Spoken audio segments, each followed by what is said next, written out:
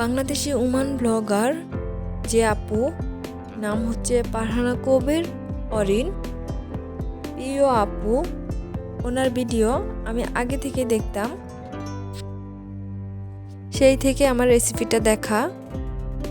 ওনার হাতের মিষ্টি মাশাআল্লাহ অনেক অনেক সুন্দর হয়। এই তো আমার প্রিয় আপু ফারহানা কবির অরিন আপুর রেসিপিতে আমি আজকে মিষ্টি বানালাম।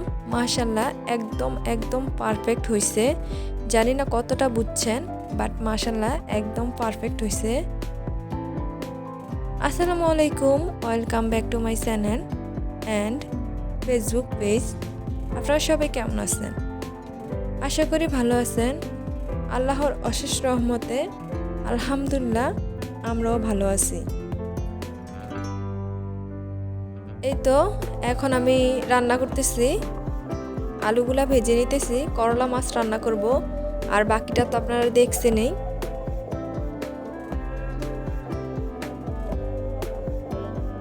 আমি ভালো করে নেড়ে চেড়ে নিতেছি, কারণ আলুটা একটু ভেজে নিলে তারপর সিদ্ধ হলে ভালো লাগে, সেজন্য। আর প্রথমেই যে কথাটা বলবো সবসময় বলি, সেটা আগেই বলে নিতেছি। ভিডিওটা যদি ভালো লাগে তাহলে প্লিজ প্লিজ একটা লাইক করে দিবেন। আপনাদের এই লাইকে আমার ভিডিওটা আরও অনেকের কাছে পৌঁছে দিতে সাহায্য করবে, কারণ একটা লাইক একটা শেয়ারের কাজ করে, সেজন্য। আর যদি আরও বেশি ভালো লাগে তাহলে প্লিজ প্লিজ সাবস্ক্রাইব করে পাশে থাকবেন, আর পুরো ভিডিওটা না টেনে দেখে যাবেন। আই হোপ আপনাদের কাছে ভালো লাগবে, আর আপনাদের মূল্যবান সময়টা আমাকে দিয়ে যাবেন। আশা করি ভালো লাগবে, কারণ আপনাদের জন্যই তো এত কষ্ট করা। কোথাও যদি ভুল থাকে তাহলে অবশ্যই অবশ্যই কমেন্টে জানাবেন, আমাদের ভুলটা ধরিয়ে দিবেন, কারণ আপনারা কমেন্ট না করলে আমরা অবশ্যই জানবো না কোথায় ভুল হয়েছে বা কিছু।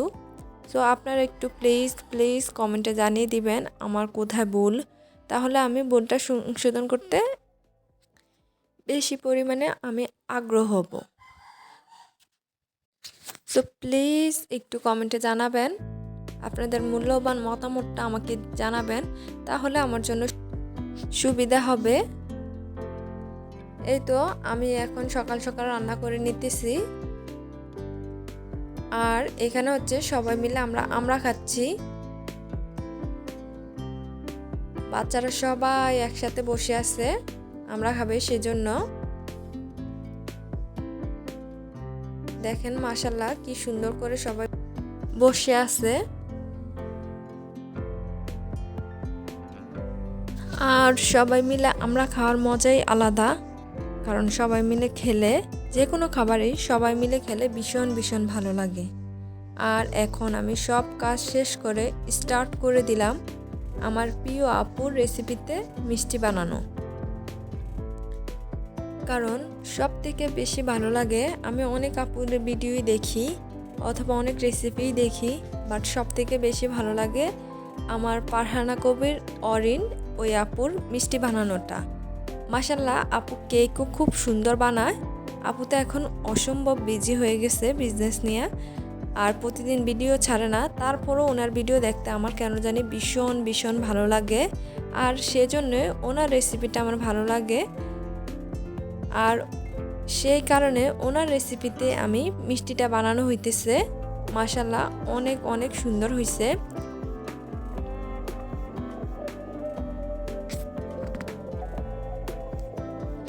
আমি পুরো রেসিপিটা দেখাচ্ছি না, কারণ সবাই তো জানে মিষ্টি বানানোর রেসিপি।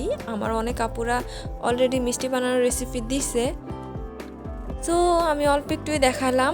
দেখেন মাশাআল্লাহ মিষ্টিগুলা কেমন হয়েছে, খেতেও মাশাআল্লাহ অনেক মজা হয়েছে, আর রসগুলা এত পরিমাণে ঢুকছে আমার বিশ্বাস হচ্ছে না আমি প্রথমবার মিষ্টি বানাইছি আপুর রেসিপিতে। এত পরিমাণে ভালো হবে সেটা আসলেই কল্পনাহীন। আপনারা কেটে দেখাচ্ছি, আপনারা তাহলে বুঝতে পারবেন।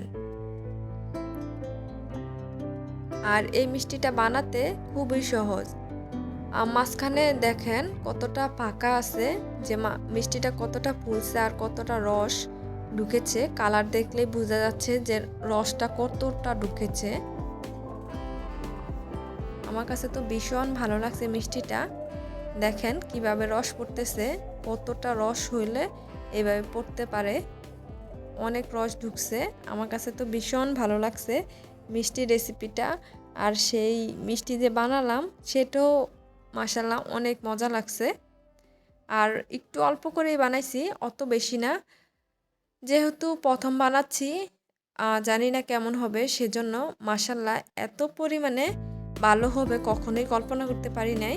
কারণ আপু সবগুলা মিষ্টির অনেকগুলো আমি রেসিপি দেখছি, উনি মিষ্টি বানাইছে, অনেকগুলাই দেখানো হয়েছে, উনি সবগুলা টিপস বলে দিছে কিভাবে কি করতে হয়। তো আমি ওভাবে করছি। আমি আপুর আরেকটা ভিডিও দেখছিলাম যে আপু মিষ্টি বানাইছে, ওনার ছোট মেয়েকে ঘুম থেকে ওঠার পরে খাওয়াতে গেছিল, ওনার মিষ্টিটা চুপসে গেছে। কেন চুপসে গেছে তাও বলছে, বলার কারণে আমি আরও বেশি বুঝে ফেলছি। কারণ প্রতিটা ভিডিও দেখলে বোঝা যায় কি করে না করে, সেজন্য আমিও ওনার ইয়েতে করছি। মাশাআল্লাহ অনেক অনেক অনেক সুন্দর হয়েছে মিষ্টিটা। আমি আসলে প্রথমবার বানাইছি, এতটা হবে আমি কখনোই কল্পনা করি না, বাট কল্পনার বাহিরে হলো সত্যি, এমনও হয় কিন্তু। এই তো পরের দিন আর কি এটা সরা দিয়ে মাছ দিয়ে রান্না করলাম। আর সাথে বেশি কিছু রান্না করিনি, কচু শাক রান্না করছি আজকে। সরা আর কচু মানে সবই একই আইটেম পড়ছে। আর কচু শাকগুলা আমি ফ্রিজে সংরক্ষণ করে রেখেছিলাম, সেগুলো একটু নামিয়ে রান্না করে নিলাম। আমি তো ভাবছি কেমন না কেমন হবে, বাট খারাপ লাগে না, মজা হয়েছে। এখন আমি কচুর শাকটাতে তেল দিয়ে দিব। আর ফ্রাই প্যানে দিলে একটা সুবিধা কি, যে কোনো কিছুই লেগে যায় না, খুব সুন্দর করে উঠে। আর মোটামুটি ফ্রাই প্যানটা অনেক দিনই ইউজ করতেছি। এই তো আমি ফোড়নটা দিয়ে ফেলছি। আর আরেকটা কথা বলতে চাই, ফারহানা কবির অরিন আপুকে, আমার প্রিয় আপুকে থ্যাংক ইউ আপু, থ্যাংক ইউ আমাদের জন্য এই যে ভিডিওগুলো বানাচ্ছ, আমরা দেখতেছি, দেখে কিন্তু উপকৃত হচ্ছি। আসলে ইউটিউবে আসে মানুষ অনেকেই উপকৃত হয়, আসলে এটা আমাদের জন্য অনেক গর্বের বিষয়।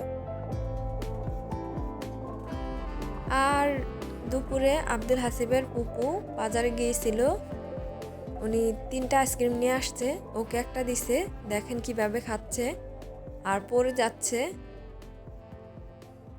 আর আমাকে বলতেছে আম্মু বাটি দাও বাটি দাও, বাটি দিছি, ওই বাটিটাতে ময়লা নিতেছে, কারণ গিয়ে তো ফালানো সম্ভব না, সেজন্য বাটিতেই নিছে। মাঝে মাঝে আব্দুল হাসিব এত পরিমাণে ভদ্র হয় কি বলবো, আর মাঝে মাঝে বাচ্চাদের সাথে চললে, দুইজন হলে তো মাথায় আলাদা বুদ্ধি আসেই, তখন হয়তো একটু ডিস্টার্ব করে মাশাআল্লাহ, তা না হলে অনেক ভদ্র থাকে মাঝে মাঝে। আর তারপর দুপুরে কাজগুলা করে নিতেছি। এই তো সবগুলো একটু মুছামুছি করে নিলাম, কারণ প্রতিদিনই মুছামুছি করলে পালুটা আর তেমনভাবে পড়ে না, অনেকদিন পরে একটু ক্লিন বেশি করলে চলে।